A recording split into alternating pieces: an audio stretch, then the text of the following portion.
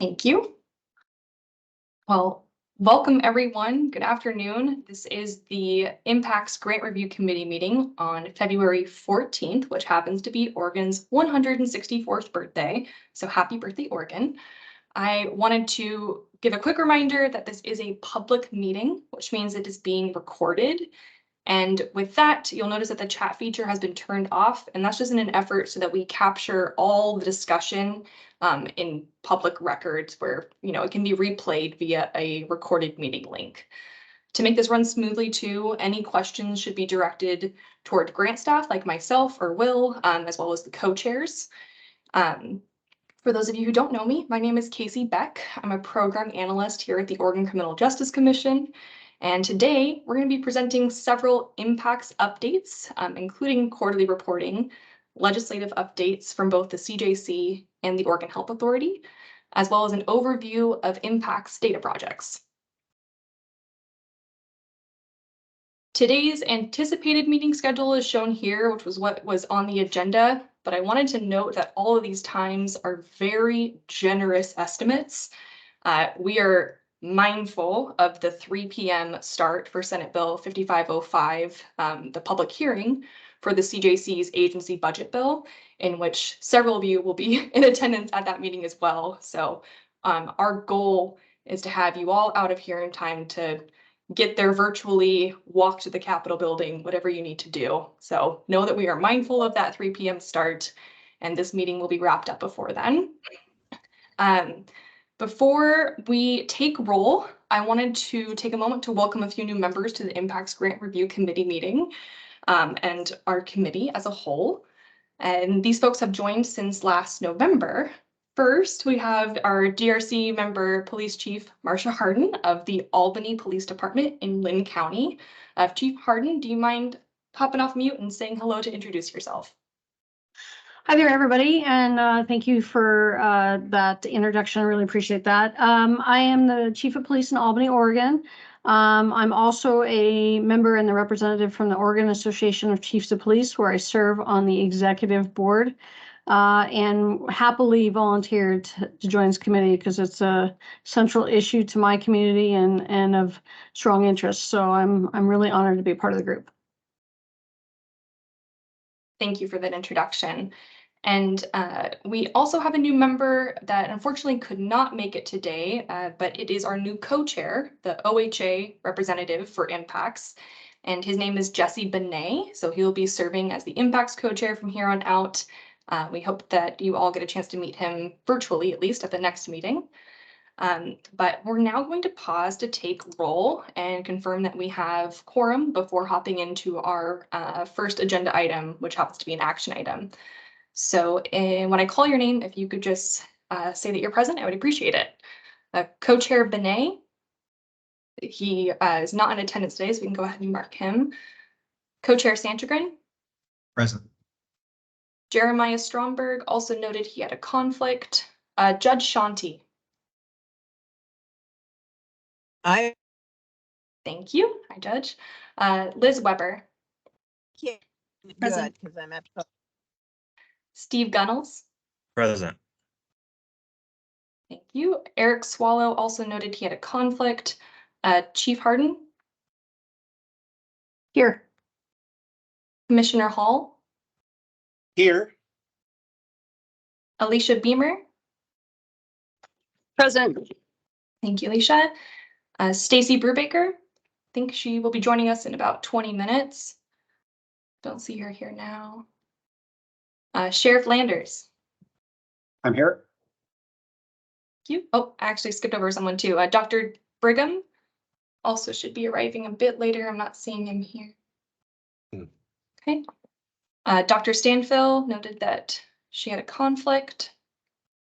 Senator Gelser-Blowen.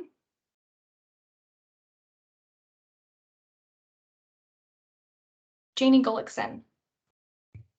Here. Thanks, Janie. RJ Navarro. Present. Thank you. And Jaron Riddle.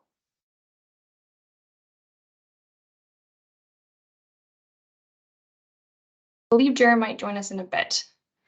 Avery, can you confirm that we have quorum?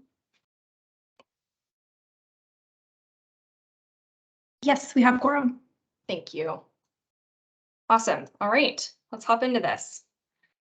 So first item on the agenda is an agreement amendment request that we received from Union County. This is a new agreement amendment request, and it is a programmatic change to repurpose their underutilized 0.5 FTE Union County Community Corrections Release Officer, as well as their to-date unfilled 0.5 FTE Parole and Probation Housing Coordinator. That position never came to fruition because unfortunately the housing it was associated with did not happen. So currently, Union County is submitting an agreement amendment request to reallocate funding about $103,785.62 within their personnel category to change those two positions, those 2.5 FTE positions, and create a new position of a qualified mental health professional or QMHP position. This QMHP would be present for about 8 to 10 hours per week in the Union County Jail, performing mental health screenings, identifying underlying behavioral issues, providing treatment, and making very important connections to community-based resources and outpatient care as part of like a coordinated care movement. This would increase the overall hours a QMHP could be present in the jail, therefore increasing the chance for impacts eligible adults in custody to engage in treatments and services upon release. As part of this, there's a cost savings that's associated with changing 2.5 FTE positions to another part-time QMHP position.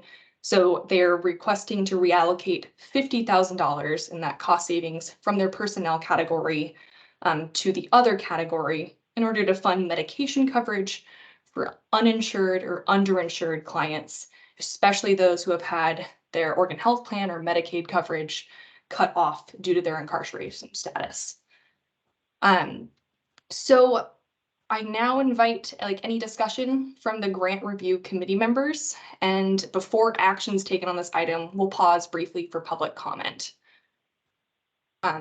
Chief Harden, if you want to kick us off, please feel free. Did they give us any sense of how those 8 to 10 hours would be spread across a typical week? Is it being in attendance or visiting the jail 5 days a week or that? I think that's an important consideration considering the gravity of our problems in the jails. That is a great question. To the best of my knowledge, this was going to be like a 1 or 2 day, really concentrated time spent in the jail so that they had an opportunity to, not just pop in for an hour every day and get to what they need to do. They, for what it's worth, there's currently one family nurse practitioner and one nurse contracted for medical services that are on site for only 3 to 5 hours per week. So this would be a big change to how they do business. Thank you.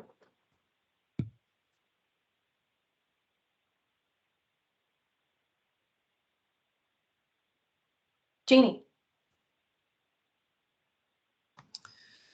Do you know if anywhere they shared how many eligible folks or that they have that are in the jail that they'll be able to serve?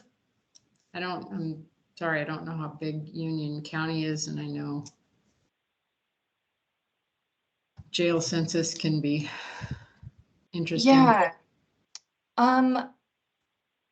I cannot recall off the top of my head. If there's any other discussion, I can look into that real quickly and see if it's any in my notes. RJ, Janie, I'll get back to you in a minute here. My question was just to piggyback off of what Janie was saying. How is this a service that's just going to be available to the target population of people with 4 or more bookings, or is this going to be something that's available to everybody in the jail? Is what I was curious about. This would be available to everyone, you know, who happens to be in jail, that's suffering from any mental health issues or needing to, you know, talk to a QMHP, even if they don't have a diagnosis quite yet. So I do know the answer to that. I'm reading some notes we received from Captain Nick Welter, of, you know, the Union County Jail, and he said that he, I think he said estimates about 25% of their intakes, are eligible to be impacts clients, what I think I'm reading here. So not an insignificant amount of people. But I don't know about the actual census. I'm sure that that changes quite a bit day to day. Yeah, no, that helps just to even know, have some idea about the percentage of bookings or incarcerated folks that could utilize these services, and that it's available to anyone. I think that's, I mean, and which is inclusive of the focused population, but I'm glad it's available to anyone. Yeah, and on that note, I remember Captain Walter saying that, you know, these intakes for mental health screenings are given, you know, right at the very start when anyone is going through intake at the jail. And I'm sure at that time, if they saw a need, they would refer to QMHP from the very beginning. Is there any other discussion from the GRC before we pause for public comment? The question I have is on that last category there, reallocating $50,000 to pay for medication coverage. I just want to make sure that we're not somehow violating the rule that requires that state funds be cut off for incarceration by using grant funds to pay for that.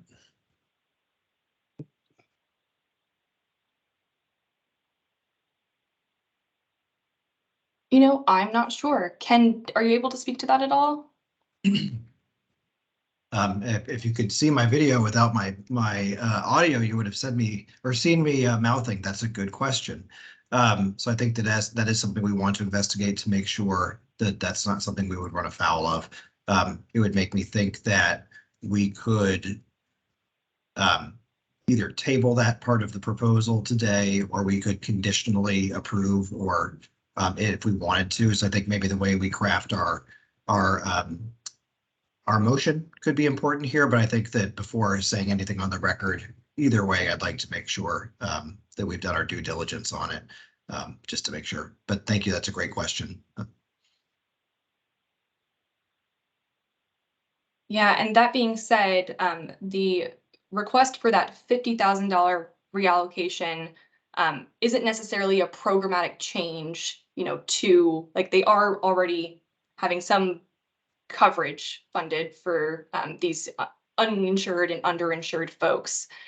So if it was something that we were to leave out of the motion as a whole, so that we, you know, do have action made on the first part of this slide here, it's very possible that after some investigation and with a caveat and everything seems good to go, we could process that administratively, would be my understanding, so that we wouldn't have to bring this back to the grant review committee just for that little bit. Ken, does that sound about right to you as well? That could be another route. And yeah, just to be clear for our new members, we have a threshold at which the committee needs to make to approve changes in programming. Usually it's the larger requests that we need to weigh in on, just to make sure that this committee is not nickel and diming every little bit. But yeah, I think that's correct, Casey. So we could do that as well. Though, given that the committee is looking at this as part of the package today, I think it wouldn't be a bad idea to have us at least weigh in, like I mentioned, conditionally on that approval, just to make sure that then we as staff have the direction from the committee that we can then execute once we have the answer to the question.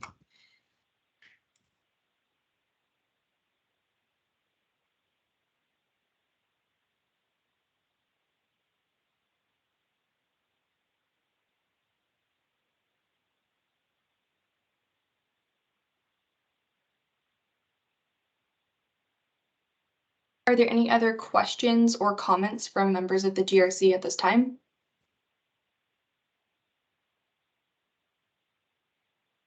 I guess I'd just like to briefly say that we've gone through a couple iterations of this change request from Union County, and I think that in the past, some of our concerns were that the proposals that were put forward were not necessarily really tightly coupled with the goals of impacts, but I'm really pleased to see what this proposal has brought forward. So I think that it's really nice to see what they've put together.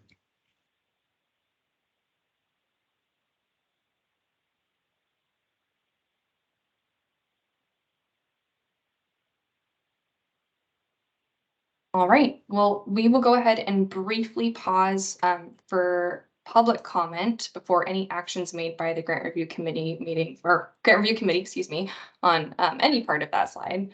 So at this time, I want to invite any members of the public who wish to comment to do so now. You can feel free to use the raise hand function on Teams, or alternatively, you can unmute if you're joining us via teleconference. But we'll go ahead and pause for a little bit here just to make sure you have an opportunity to do so.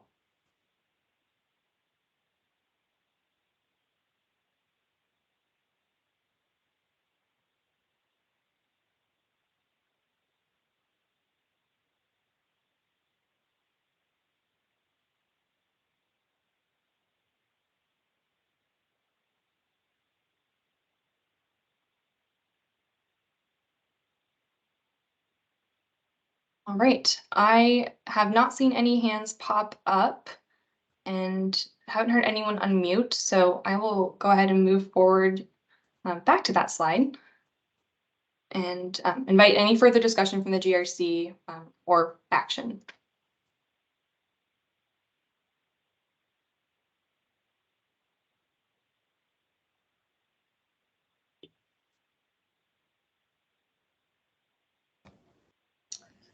Katie, looking for a motion? So I'm Sure here. am. All right, I'll make a motion that we approve the grant for Union County. I'll second it. This is Janie.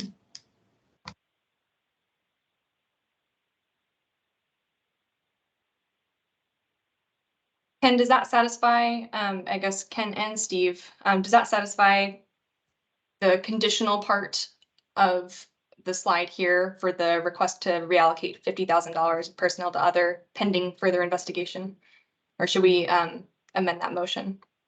I think just from a clarity perspective, if Chief Hardin was willing to accept a friendly amendment that the $50,000 shift in personnel costs to the other category, that is contingent on CJC staff finding a positive response to the legality of that, then that would be nice. I could not have worded that worse, but I think that the gist hopefully got across. I'd be happy to amend it to whatever Kevin just said.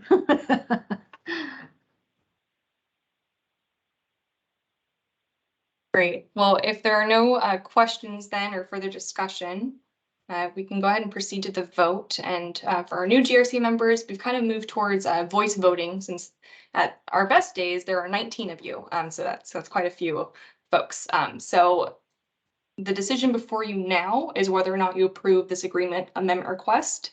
And as Chief Hardin amended the motion, it's contingent upon that investigation into the legality of that second part.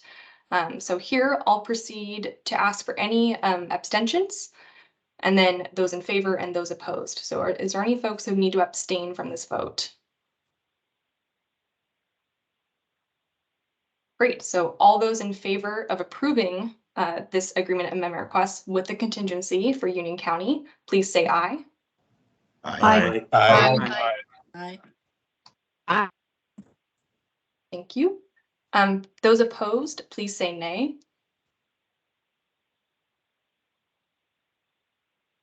Okay, so that vote passes. Thank you for that. All right, we will go ahead and also, we'll be sure to update you all if for some reason that second part, we found something in that investigation with the legality. I'll be sure to update you all via email on how that turns out, just so you're kept in the loop and you don't have to wait on pins and needles until that next meeting in May. Fantastic. So I'm going to pass it off to Ken real quick. He's going to provide a brief CJC legislative update, and then in about 5 to 6 minutes, we should be joined by Oregon Health Authority's Zach Thornhill, another grant staff like myself, who will then provide a OHA legislative update. But Ken, we'll pass it off to you first. Hi, everybody. Yeah, it's my understanding that Zach will provide a more general description of some of OHA's initiatives related to behavioral health during this legislative session. From the Criminal Justice Commission's point of view, the primary role that we have played in this process is staffing the committee, but then also we've been the ones who have received the funds from the legislature to then disperse to our grantees. The CJC made a request in our agency request budget earlier in the cycle for an additional $20 million in funding for the Impacts Grant Program. When the governor released her budget a few weeks ago now, that request was not granted. And so what that simply means is that as of this time, funding that would be able to extend us beyond 2024, which is where we have all of our grantees funded so far, is at least not built into the governor's request budget, which forms the basis of a lot of the advocacy and work that I can do as a director. We continue to have a lot of discussions behind the scenes. We have a lot of folks who are very interested in both the current iteration of impacts, but then also perhaps expanding impacts into something that's a little bit larger to focus on the deployment of more centers like we have at Deschutes County that we've supported so far. And so there's a lot of work that's going on that but very little of it right now is tangible, I would say. A lot of discussions, a lot of efforts, but since CJC itself does not have a bill that is related to impacts this session, and since we have not been approved to ask for that money in our governor's budget, it makes it a little bit difficult for us to push openly during this legislative session. That being said, I think that we feel good that our grantees are funded through 2024. That gives us an opportunity to have more of a discussion during the 2024 short session if we're not able to make any headway during this current session. And so that's really the basics of where we are from CJC at the moment. We had our budget hearing yesterday where I presented on our various programs here at CJC. We have our public hearing today. I know that a number of you are already signed up to provide either written testimony or video testimony for that today, and I would like to thank you in advance for that support. I think the support is very important as we go through this process, that the committee today hear the good things that Impacts is doing and really is able to share in that impact that we're making through the grant program.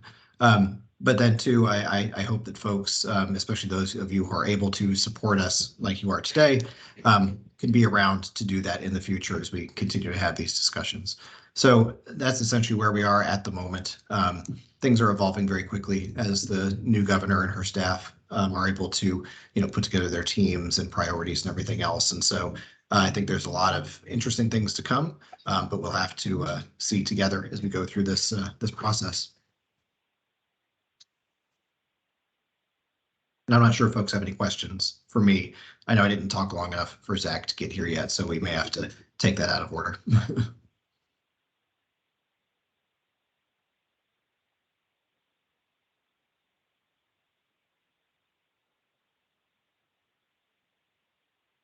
Yeah, I see RJ. Yeah, go ahead. I was able to see the budget committee meeting yesterday, just little bits and pieces of it.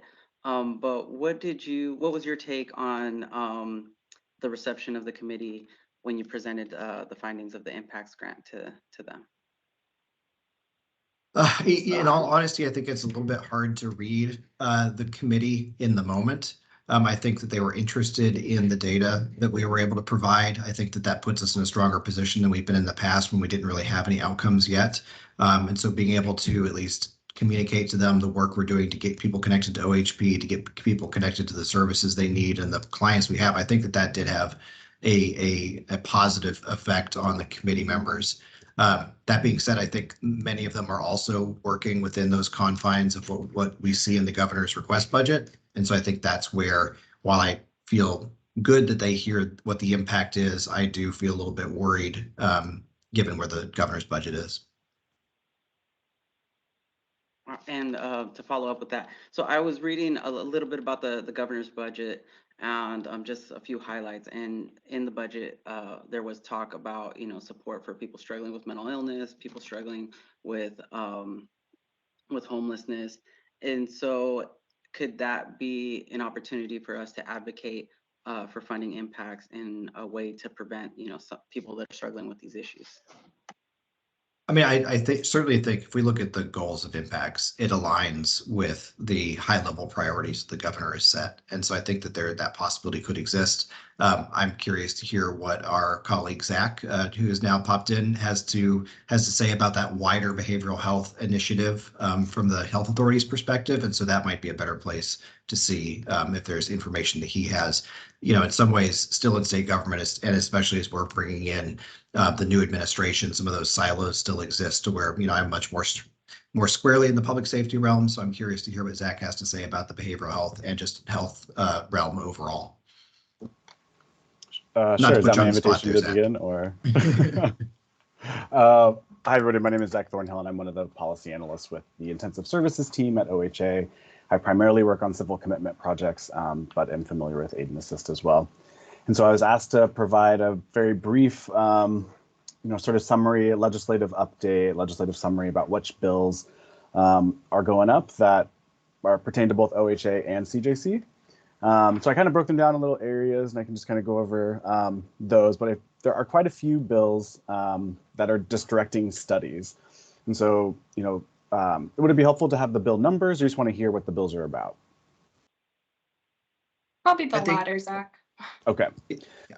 So there's a couple bills that are to study conditional release. Conditional release is a component of civil commitment where folks are discharged from a hospital to the care of a caregiver.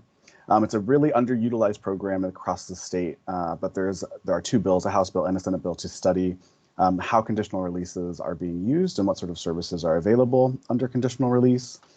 There's a couple bills that are studying specifically mental health treatment across Oregon, one that's specifically around mental health treatment in rural Oregon, and another one about behavioral health treatment across Oregon for underutilized and medically underserved communities as well. And then there are some studies that are CJC bills as well around recidivism and sentencing and things like that are really relevant to our work at OHA, especially when we talk about PSRB and Aid and Assist.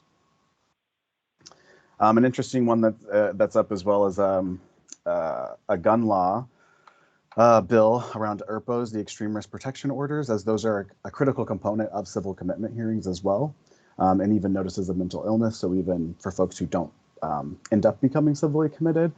And so that bill would add timelines to that process.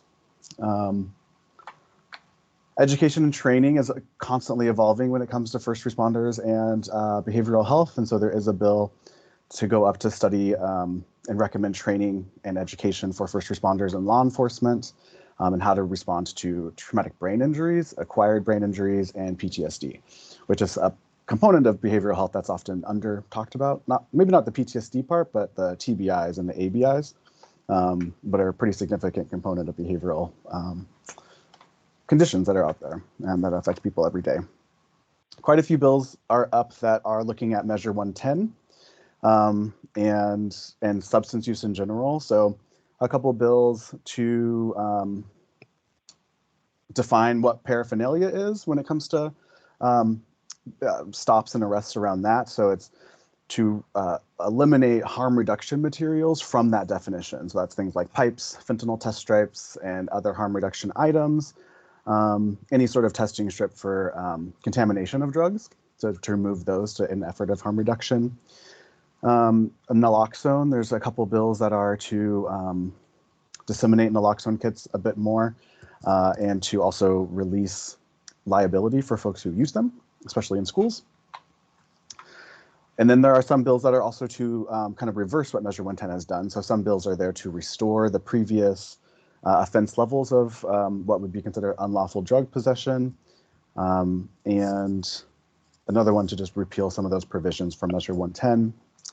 And then there is another bill that is to redefine civil commitment in a way, which is to add substance use disorders into a component, into the criteria for civil commitment. Because currently civil commitment is about a mental disorder and then the safe danger to self, danger to others. But a mental disorder is currently defined to not include a substance use disorder. And so it would add that in. Let's see. I think there are some, so there's also for civic engagement, there's a bill to convene an advisory group that would ensure access to behavioral health treatment for folks that get civilly committed. Because as we know, there's residential treatment is quite underfunded and access to outpatient care can be lengthy. And so this advisory group would provide recommendations around how to increase that access and increase the funding. And there is a bill to reappropriate some funds to increase residential settings across the state.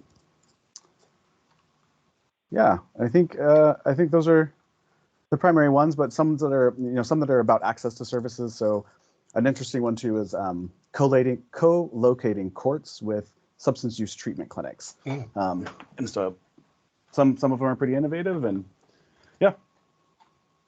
How's that? Thank you, I Zach. can't see your faces. For some reason, my Teams is really wonky today, and I can just see names and squares. So hopefully you're not grimacing at me. No, you got lots of smiles, even some claps from Janie. Awesome. We appreciate you being here. I know that you got to pop back onto another meeting. Does anyone have any quick questions for Zach?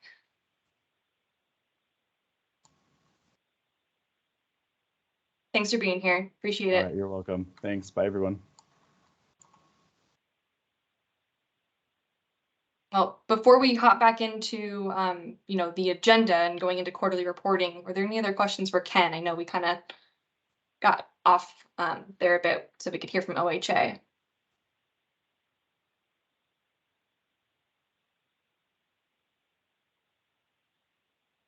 All right, I will go ahead and share my screen once more. Give me a second here.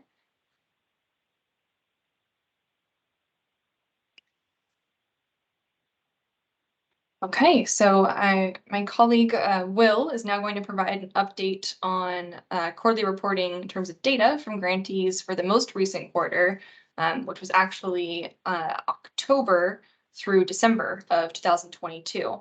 So I'm going to manage slides for Will and hand it over to him. Thank you so much, Casey. If we have not met before, my name is William Ash Halchin, and I'm a research analyst here at the Criminal Justice Commission, and I provide research support for impacts. And so what I have for you today will really reflect what you have seen in the legislative report that came out most recently in January. And it's just a limited number of tables that help us better understand the clients that are being served in the most recent quarter, as well as I provided Q1 as well, just as a bit of a comparison, because it is a challenge to look at these numbers in isolation. And so the very first thing, if we look at table 1 on your screen, the first thing I want to draw your attention to is actually the bottom of the table. And that is where you will see a very slight decline in the number of total clients served from Q1 to Q2. And I tell you that specifically because as we move our way through this table, as we see under the race categorization for those that are white, although the frequency or the number of people remain the same, the percentage does appear to increase simply because there were fewer people. And so there were a few other things within this race subcategory that I want to draw your attention to. We do see slightly increased numbers of Black and African American clients as well as Latinx clients. But the largest decline that we see from Q1 into Q2 is among the American Indian category, where we see a decline from about 80 folks down to under 70. And so that is a rather large decrease. If we move our attention down to the next subcategory, which is age, you'll notice a bit of a pattern here in the first two age categories. So this would be people who are 18 to 24 or 25 to 34. What we see is a slight decline in the number of people who were served, which also kind of declined their percentages as well. But for those in the next two categories, those that are 35 to 44, as well as 45 to 54, we see the opposite. We see slight increases. And so I don't want us to read too much into this sort of distribution of age breakdown. There is natural variation that happened in these data across a quarter. Someone could enter or exit a program or be incarcerated or in the hospital, for example, and that could simply remove them for a time. from a local program. And then in the last two age categories, 55 to 64, we saw a slight decline, and then in those 65 plus, a slight increase. And then as we turn our attention down to gender, which is about midway through table 1, what you see is that although the frequencies have changed, the general percentages are about the same. So we see about 2/3 of the impacts clients are male, and about just under 1/3 of them are female. And we see that just under 2% in the most recent quarter of reporting identify as non-binary. And this next item here that assesses disability status, I just want to remind the members of the committee that we cannot measure currently with our current data reporting tools those cases where these types of disability statuses coexist within an individual. And so if someone has a physical disability as well as a developmental disability, those are classified separately because we want to be very careful in how we count. So what we see is still about between 5 and 6% of impacts clients report a physical disability, and a larger number that most recently is about 16% report a developmental disability. And then as you will see, which coalesces with what we saw under the racial categories, we did see a decline here in tribal affiliation of impacts clients from just under 20% in Q1 to just under 15% in the most recent quarter. And that is also reflected in the decline that we saw in the race section.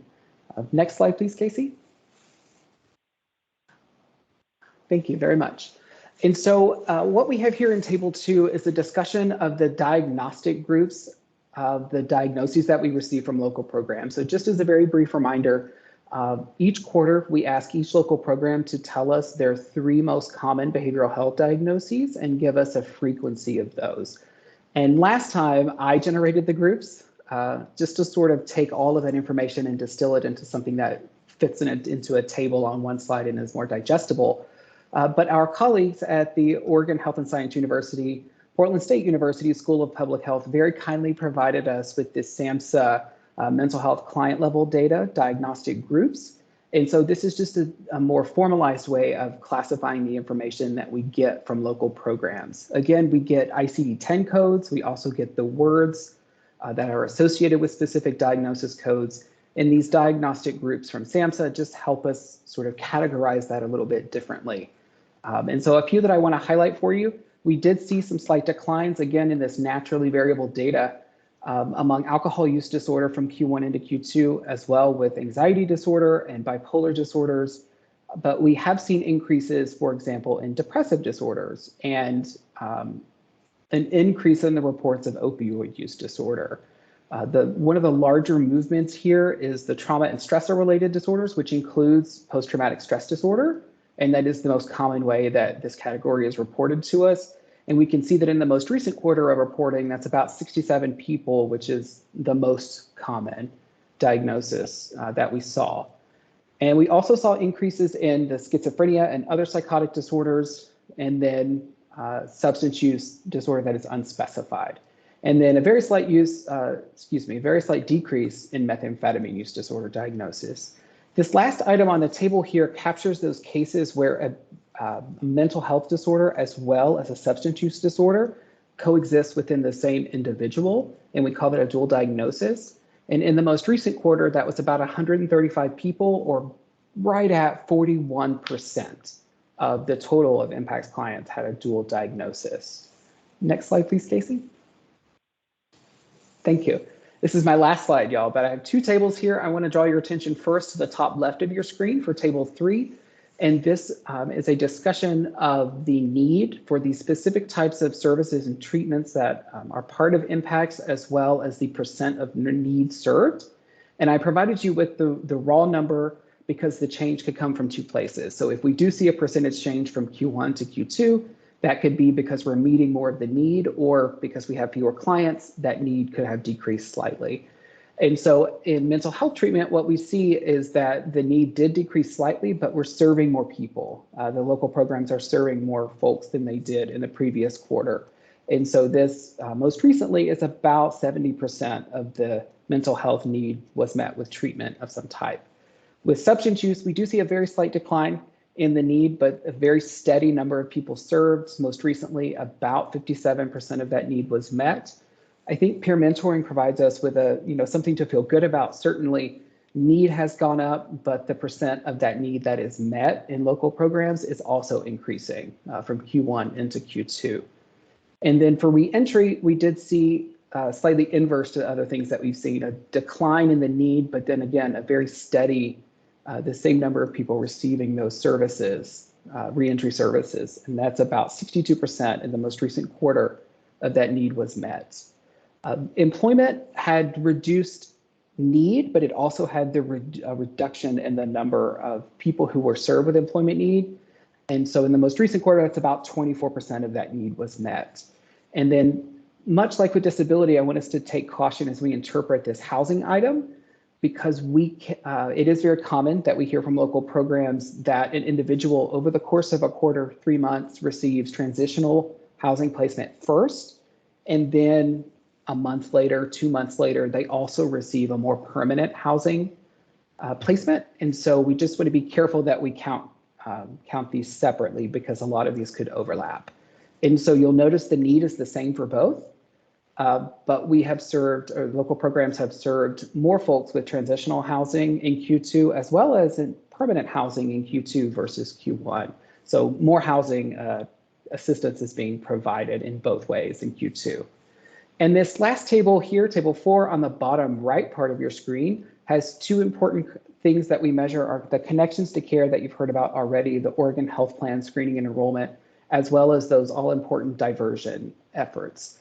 There isn't a flag on one of the diversion services items, and I'll get to that very shortly. But first, connections to care.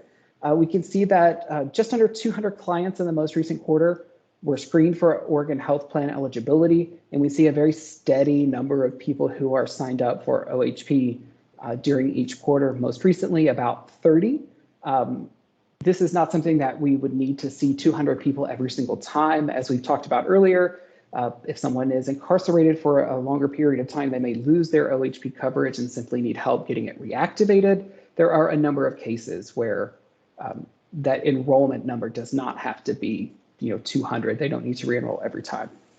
And then case management is a very common coordinating service that is provided by local programs, and we still see that well over half of clients, I believe that's about 64-ish% of clients are receiving case management services each quarter.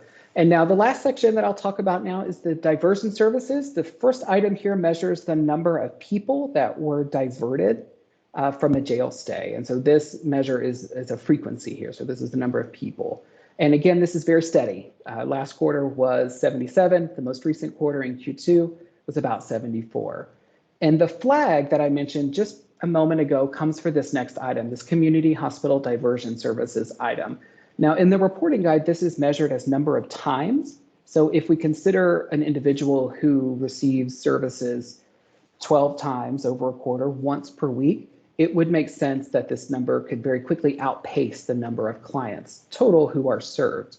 But you do see a substantial increase here. This is something that we're going to look into, but at least two things are happening. Programmatic changes are occurring within programs that let them reach more people and reach them more frequently than before. And so we would expect to see an increase in the number of services provided accompanying that. But as well, we have heard of local program that has been counting this using the number of people. So as we look at this, although we will look more deeply and have a more solid answer at the next grant review committee meeting in May, at least for now, it does seem like perhaps the issue is that we have been underreporting this item in the past, and we've reached out to try to see if we can get some more historical information about this item, because we know this work is happening, we know it's important, and we want to accurately capture what's happening. And so the very last item here is another number of times something happened item, and that is the number of times that a local impact staff assisted law enforcement with someone who's high risk or already an impacts client. And as we can see, although it has seen a slight decrease, that number of people is still substantial. This is still a very common occurrence here in local programs. And so with that, I will pause here for questions before we turn it back to Casey for some narrative updates.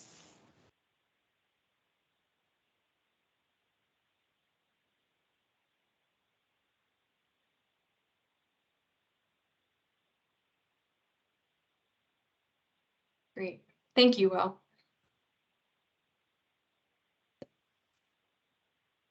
So popping over to narrative reporting, for those of you who have joined us within the last half a year or so, you may not be familiar with narrative reporting, but uniquely, the All Impacts grantees do this twice per year.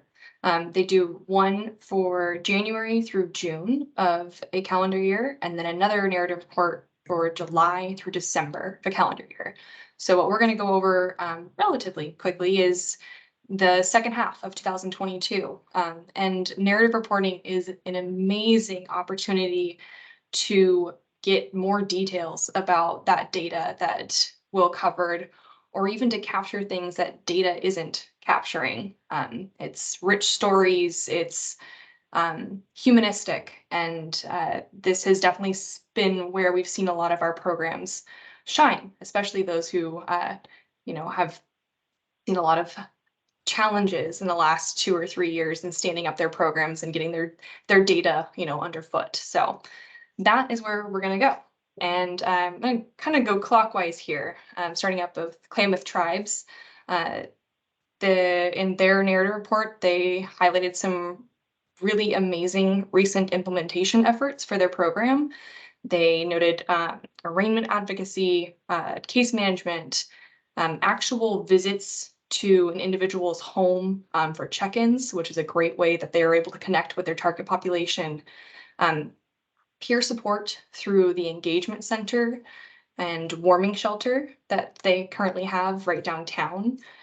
And they noted recovery support that includes tribal best practices and a street outreach program that is providing rapid access to detox beds. Clackamas County talked about how small steps toward their stability for clients are still monumental steps. This involved, simple things like getting on medication, or more challenging things like entering transitional housing and receiving peer services through Mental Health and Addiction Association of Oregon. Hood River County recently opened their shelter for the season. They have, for those of you who aren't familiar, Hood River County has a seasonal shelter that their impact program is kind of surrounded to support.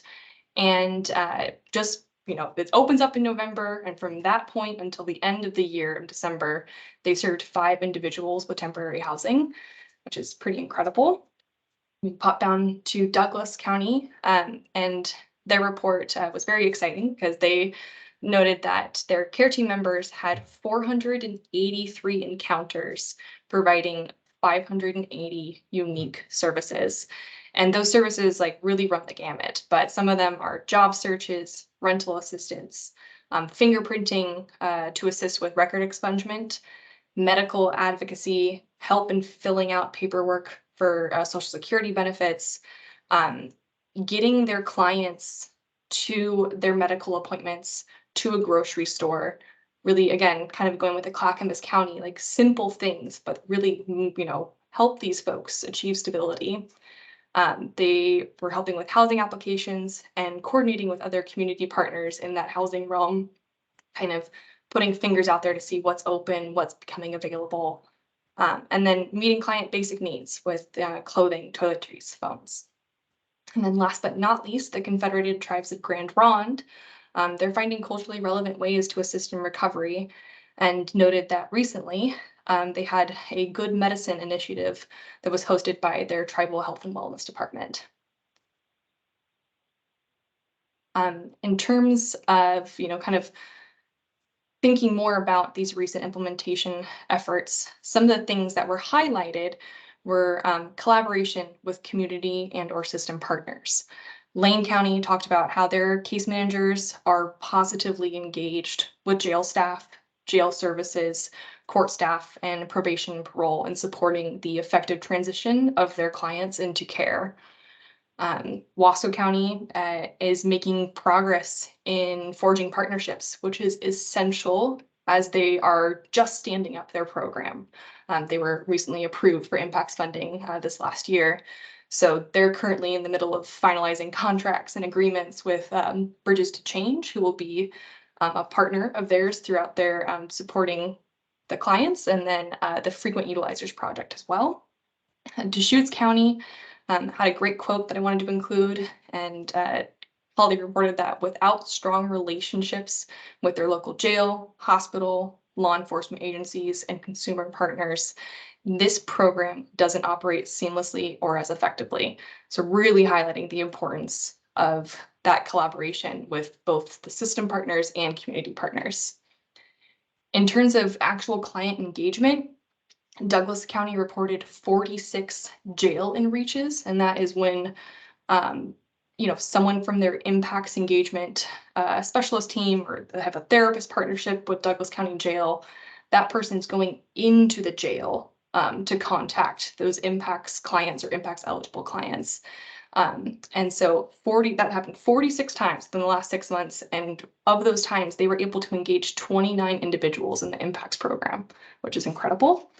And another great quote from Deschutes County about the kind of engagement they have with their clients and supporting their basic needs. They offer tents, sleeping bags, peer support, phones, case management, and gift cards to meet the diverse needs of individuals and show up consistently to help build trust and support the individuals as crisis arrives. I also wanted to include what CT Clusie was up to. They recently have hired their community services officer position, a gentleman named Rob Snyder, and that impacts funded position has really led to a transition in thinking within not only the tribal police department, but also other tribal departments. Especially in law enforcement, many incidents are transactional. You get pulled over, what did you do wrong? Here's a ticket, end of conversation. They're now trying to focus on individuals involved and not just their actions. By taking the time to understand someone's story and their history, it may help understand their true needs and respond in a sensitive manner. So they're having a whole mental shift with CT Clusie right now, which is something I wanted to highlight. In terms of the challenges in implementation and some identified opportunities for technical assistance, Deschutes County is currently dealing with some ripple effects from hiring crises among community and system partners. They noted that within the last 6 months, they're feeling these changes. They've already been adapting to their own staffing challenges, and now their local law enforcement has disbanded a team of their officers who had been previously dedicated to mental health response in their community. And that group of staff has been moved to like basic patrol. So, Deschutes County Stabilization Centers, they're feeling the ripple effects of that.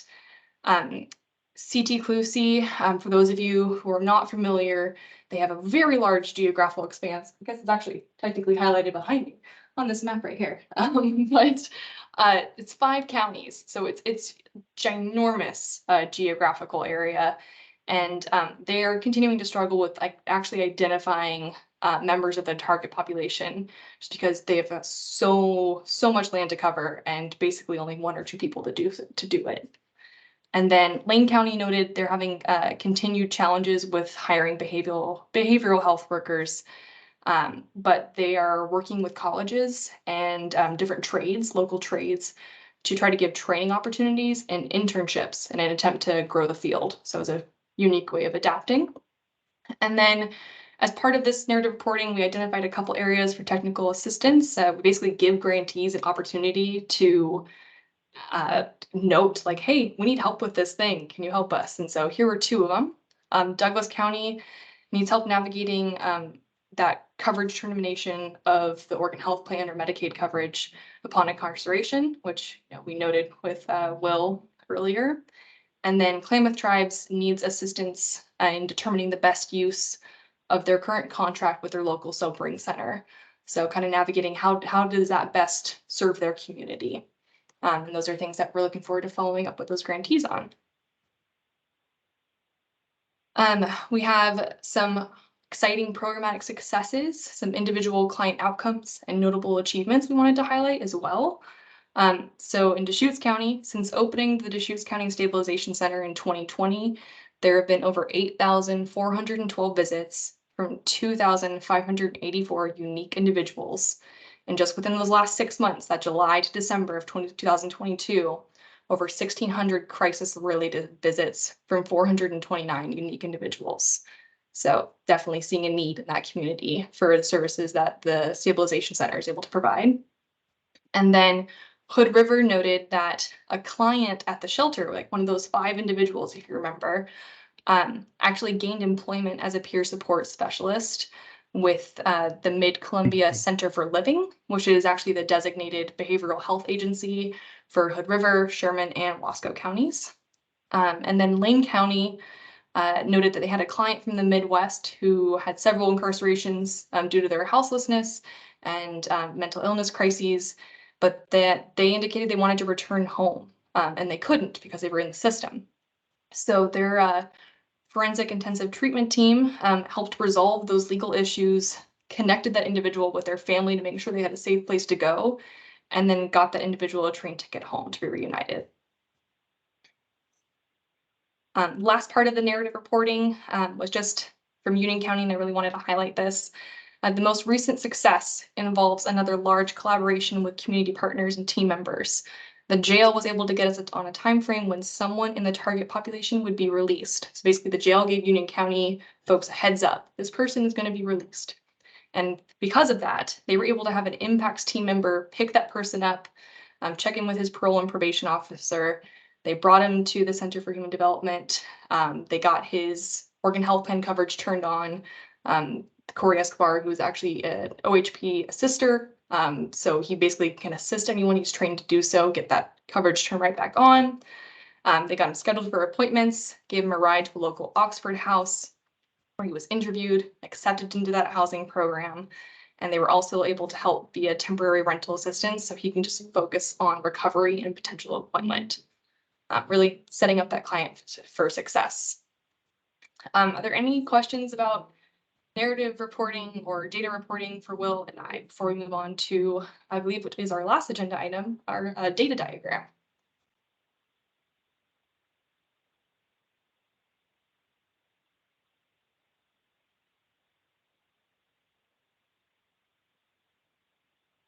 All right.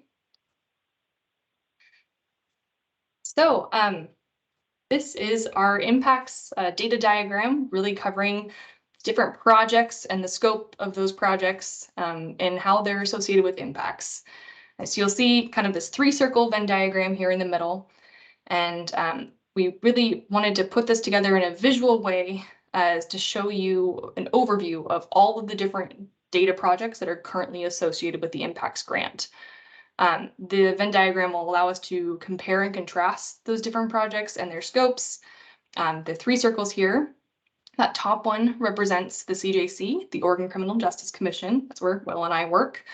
That one on the bottom left, OHSU, PSU, SPH, it represents the Oregon Health and Science University, Portland State University School of Public Health, also known as the Waddell Research Group. And that one in the bottom right, OHSU CHSC, the Oregon Health and Science University Center for Health Systems Effectiveness, are folks that you might be familiar with from previous meeting, Stephanie Renfro and Erica Simeon.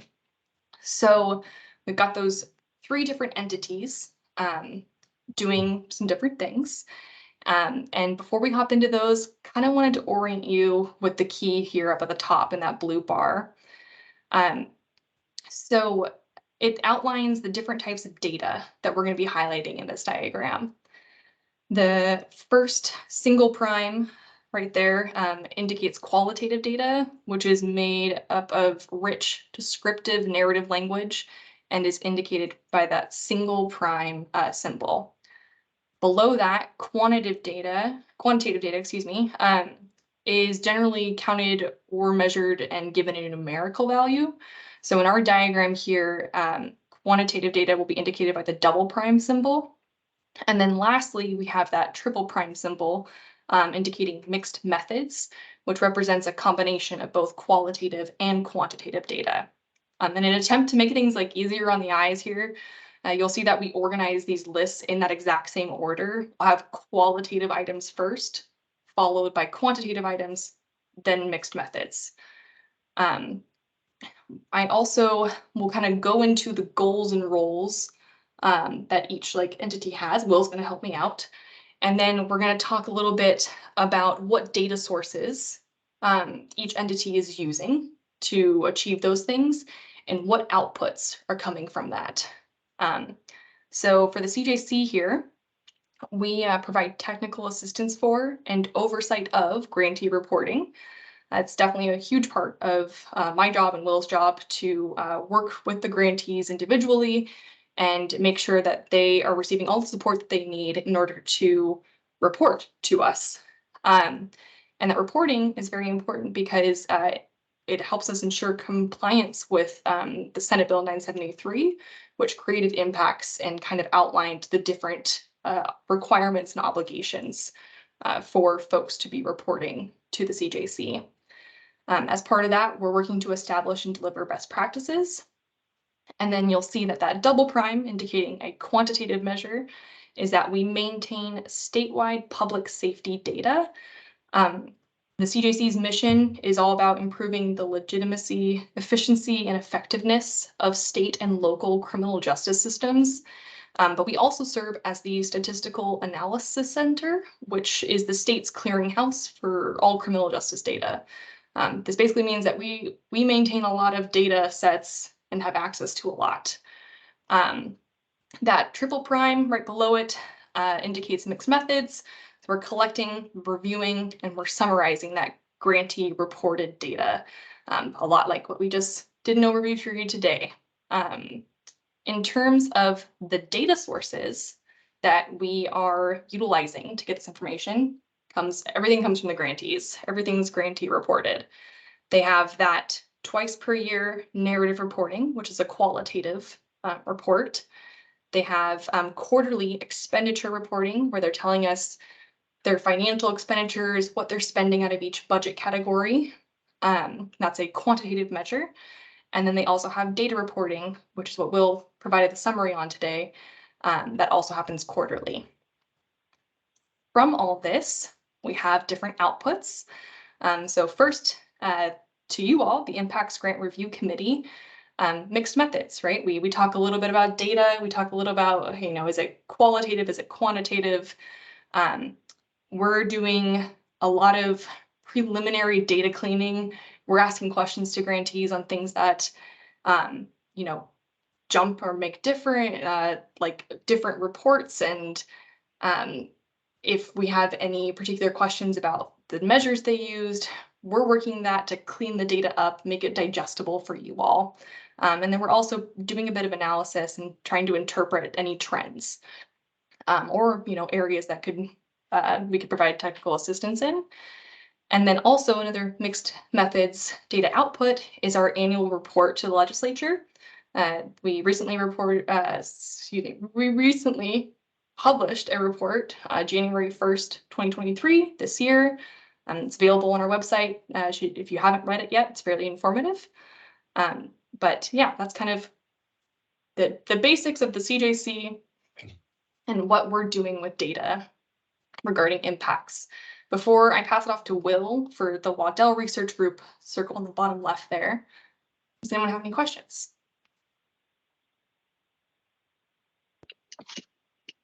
RJ, yeah. Sorry, I forgot to raise my hand. But so where can we find that report again on the website? Yeah, it's under publications on our website, or also you could scroll down to the bottom of the page and you'll see like a recent publications. It's a really, I say so myself, it's a really great summary on what the heck we've been up to with impacts, all the good work the grantees are doing. There's a really very informative pages for each grantee. They're kind of like one-pagers that describe what each grantee is doing. We talk a little bit about cost avoidance analysis, so you can find that on our website. Awesome.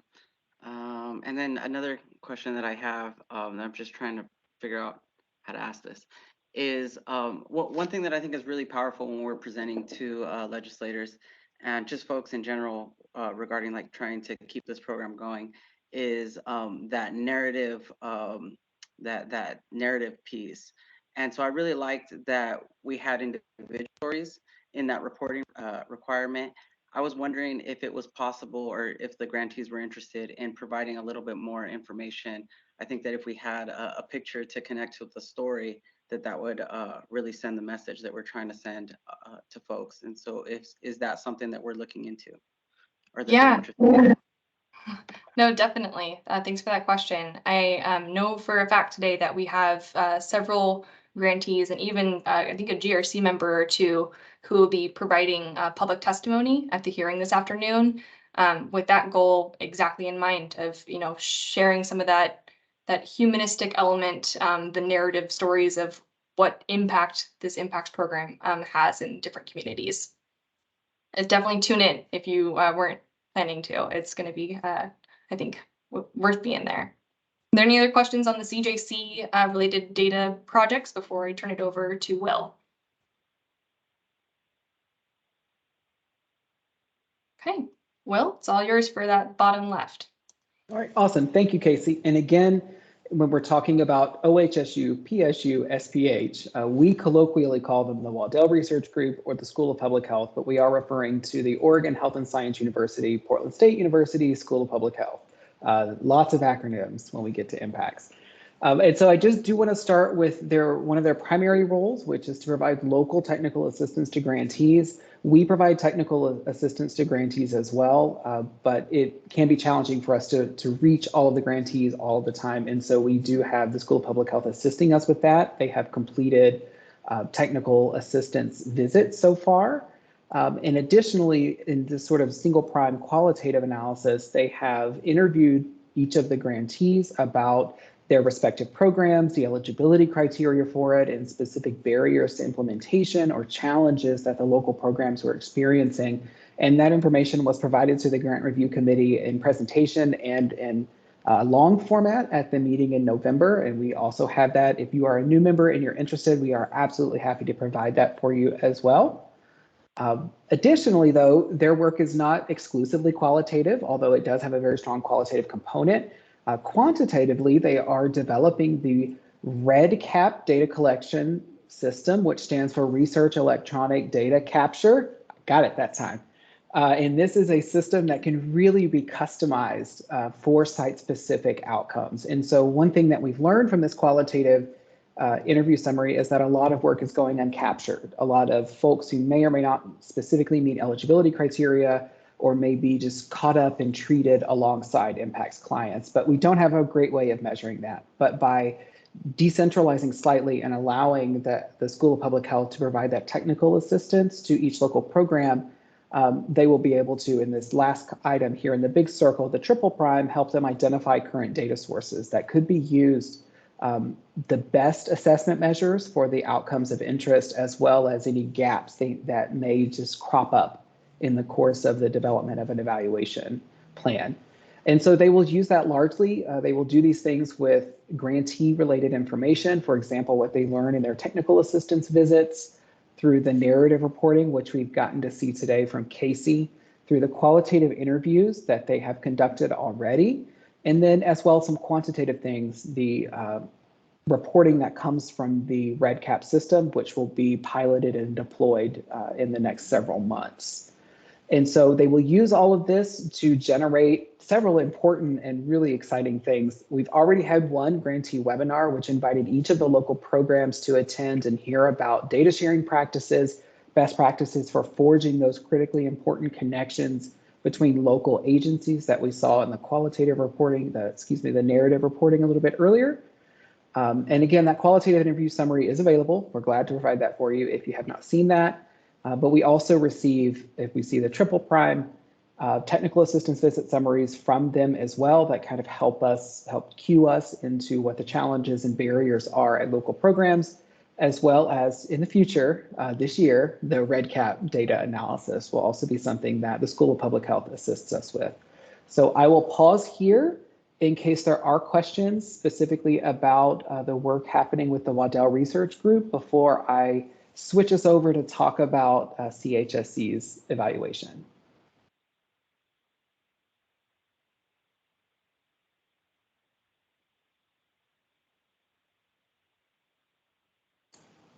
I'm not seeing any hands. Is there a hand raised and I can't see it? No? Okay.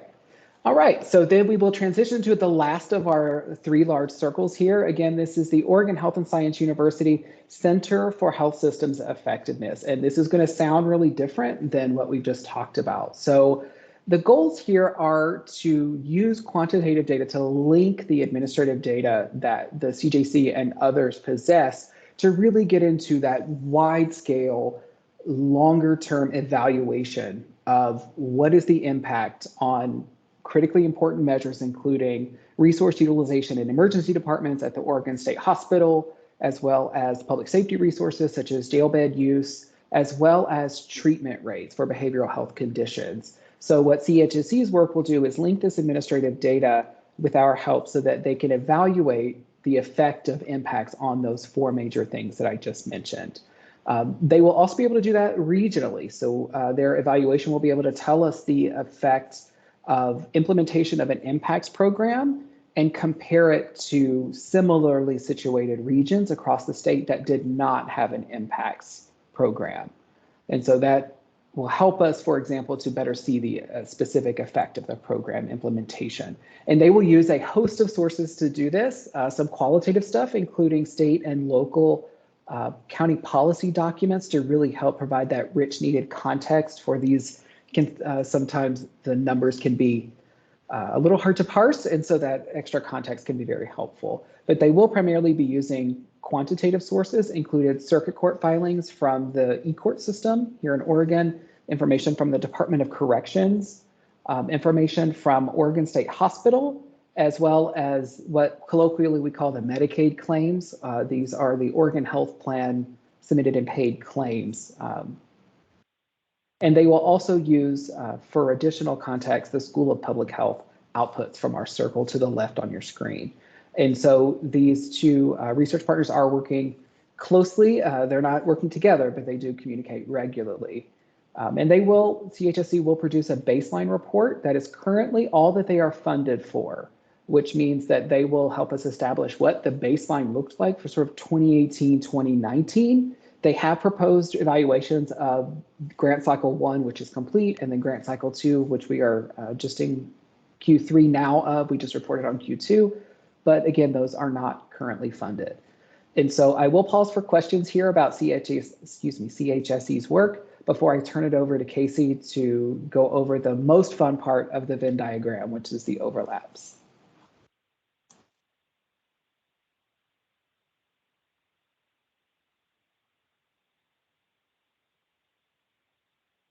Great, thanks, Will.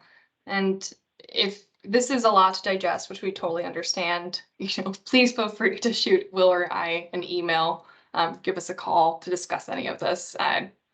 We definitely understand that we're throwing a lot of information at you on this slide. We hope you like the Venn diagram. We hope it's a little bit easier than a normal report, but we recognize it's a lot. So feel free to ask questions after this meeting as well. Now for the areas in which some of these projects overlap, and you'll notice these similarities definitely refer to kind of like the scope and style of the programs, the projects overall. So both the CJC and the Waddell Research Group at that School of Public Health are offering technical assistance in a way to grantees. They also, both the CJC and the Waddell Research Group kind of do a micro level qualitative analysis. Micro here is just meaning it's a zoomed in scope. It's grantee specific. We're connecting with the grantees. Both, the Waddell Research Group and the CJC are connecting with grantees in a way to get that qualitative rich data and, analyze it, discuss trends, and that sort of thing. This is different than the comparison between the CJC and the work that our research partners at CHSC are completing. Because like Will mentioned, we're linking those administrative data sources. That's something that we're working on together. The CJC, we are, stewards of those data sources and that statewide public safety data in a lot of senses. All of the things kind of listed, not all of them, but many of them listed under CHSE data sources, the bottom right circle. Some things we don't have access to, like the Oregon State Hospital data or Oregon Health Plan claims, for instance, but we're working with CHSE on things that we do have related to public safety to link those, figure out who those folks are in a de-identified way, that person A is here and that equals person C in the same data source. This is a macro level quantitative analysis. We're basically using a much wider lens to look at statewide trends, and we're focusing on that quantitative numerical data to do so. Between the Waddell Research Group and the folks at CHSC, these projects are doing an evaluation of impacts, which is something that the CJC is not doing. We're reporting all the facts, but we're not, evaluating it in an assessment kind of way, whereas the Waddell Research Group and CHSC are. And then last but not least, all of these three projects, the three entities, we disperse our data findings. You can kind of find the ways in different outputs, which are the arrows leading out of the circles here, in the annual report, these GRC meetings, in some of the deliverables identified for the Waddell Research Group on the bottom left there. They've got summaries of their qualitative interviews and their technical assistance visits. There's REDCap data analysis, to come. The baseline report from CHSC. So those are how we disperse our data findings. Go ahead and pause there, see if you have any questions about that overlap or any questions overall about this hopefully very helpful Venn diagram regarding all of the different projects and scopes of the data related to impacts.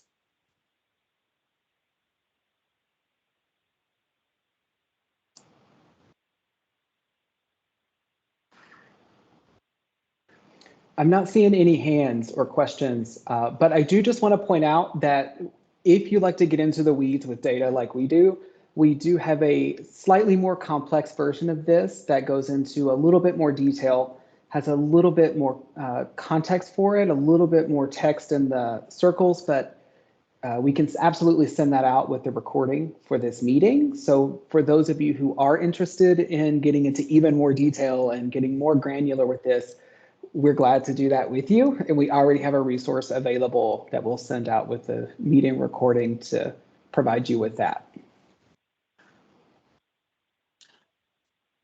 I don't have a question, but I wanted to comment that I think it is very helpful to see all of this laid out and get a better handle on how all these pieces fit together. So thanks for the time and putting this together and presenting it to us.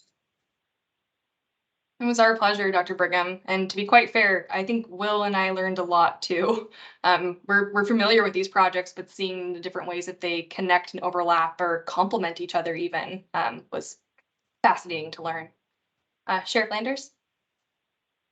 Thank you. I was just going to tag on what Dr. Brigham said. It's, as a data person who really enjoys seeing all this data, I'd appreciate if you did send it out to really go down. It's just, another reason why I really appreciate the CJC, what they do for not only this grant, but several others. Appreciate that, it really shows us, kind of where we're going with this, that we are having an impact with the Impacts Grant. And I think that's what's important for this committee to really understand as we look for continued funding in the future for it also. Thank you. Yeah, as Will mentioned, we'll be sure to send out that. Will probably be a PDF version of this with a significant amount of more detail. And as I mentioned earlier, please feel free to reach out to us with any questions, or if you want to have an in-depth discussion about this offline somehow, we're happy to be there. Great. Well, I want to be mindful of everyone's time in getting over to that hearing if you're going to be in attendance there. So wanted to ask if there's any questions or next steps. Our next grant review committee meeting is scheduled for Tuesday, May 9th. So same time and day of the week, Tuesday, 1 to 3 p.m. And in the meantime, like I said at the beginning, with the Union County Agreement Amendment request that was approved today, I'll be sure to update you all via email on what we find regarding that contingency. And yeah, for those of you who are interested, public testimony regarding CJC's agency budget, which includes that funding for impacts, is being held this afternoon at 3:00 p.m. The hearing is being held by the Joint Committee on Ways and Means Subcommittee on Public Safety, and the link to watch can be found on the Oregon Legislature's website, OLIS. But I probably also can paste it here in the chat after I navigate the 7 screens I think that I have open right now. But as always, like, thank you for being here. If anyone has a question about why there's a cow on the slide, it's a Highland cow. I'm off to Scotland next week, so I just wanted to throw that in there. I'm really excited about it. But thank you so much for your work at today's MPACS GRC, and we will catch up with you all soon. Take care. Thanks, Casey. Safe travels. Thank you. Everybody.